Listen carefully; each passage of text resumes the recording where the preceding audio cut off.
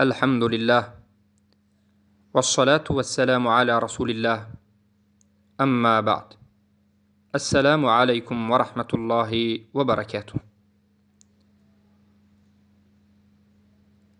حدیث را به شما بیان می کنیم که امام بخاری و مسلم روایت کرده اند رحمهم الله، که این حدیث را متفق علیه می گویند و این حدیث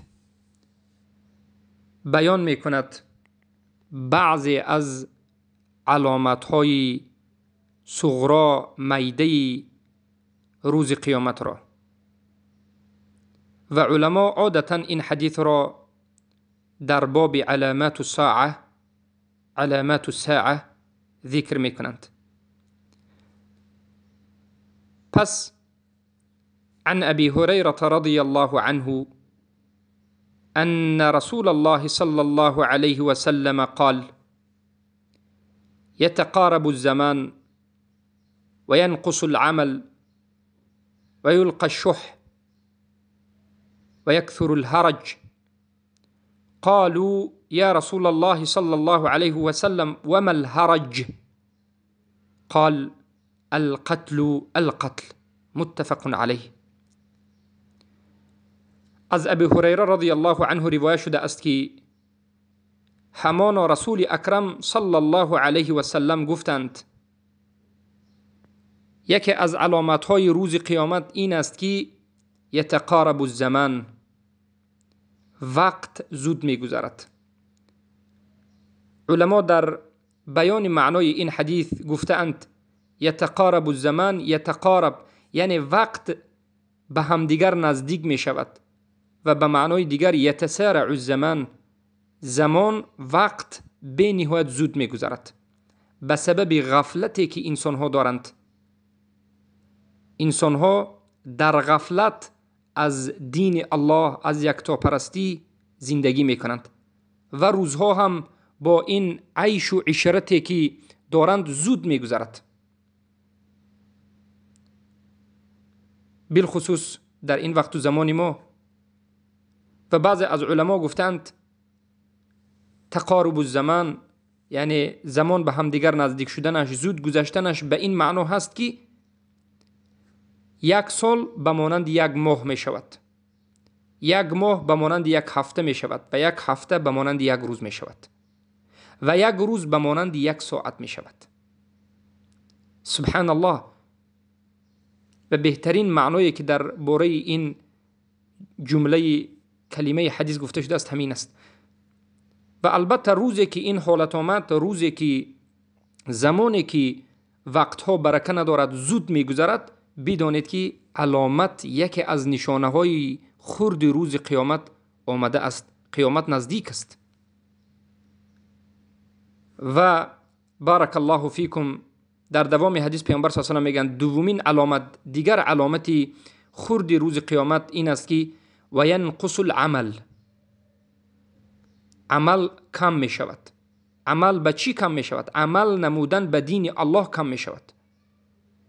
یعنی وقتی که به عموم انسان ها نظر میکنیم میبینیم که عمل کنندگان به دین اسلام کم می شوند. عمل کنندگان به توحید، عمل کنندگان به کفر بالطاغوت، الولاء والبراء، عمل کنندگان به حقیقت اسلام کم می شوند و تقصیر و کمبودی در بین انسان ها به نهایت زیاد می شود. خودشان را مسلمان میگن لیکن عمل نمی کنند و به نهایت واجبات را ترک می کنند و غیره. وقتی که همچنین حالت را دیدید بدانید که علامت، یکی از علامت های این چی است؟ میده روزی قیامت است. یعنی قیامت نزدیک شده ایستاده است. در دوام حدیث میگن و یلقی الشح.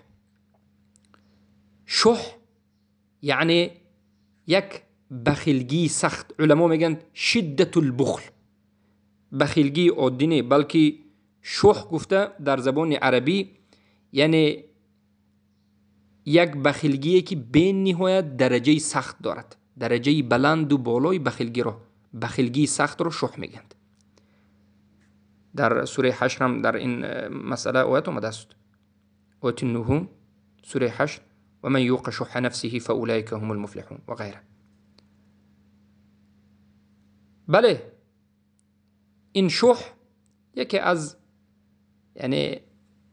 سبحان الله چیزهایی است که در طبیعت هر یک انسان وجود دارد، لیکن انسان با حرکت، با مجاهده، با توحید این شح را نابود میکند، پیشش را میگیرد، بخیلگی را میدارد و خودش را از بخیلگی نگه میدارد، به کسی دیگری بخیلگی نمیکند. با کمک الله سبحانه و تعالی از شح خودش را نجات میدهد و کسی دیگری را نمیرنجاند، به حرام مرتکب نمیشود.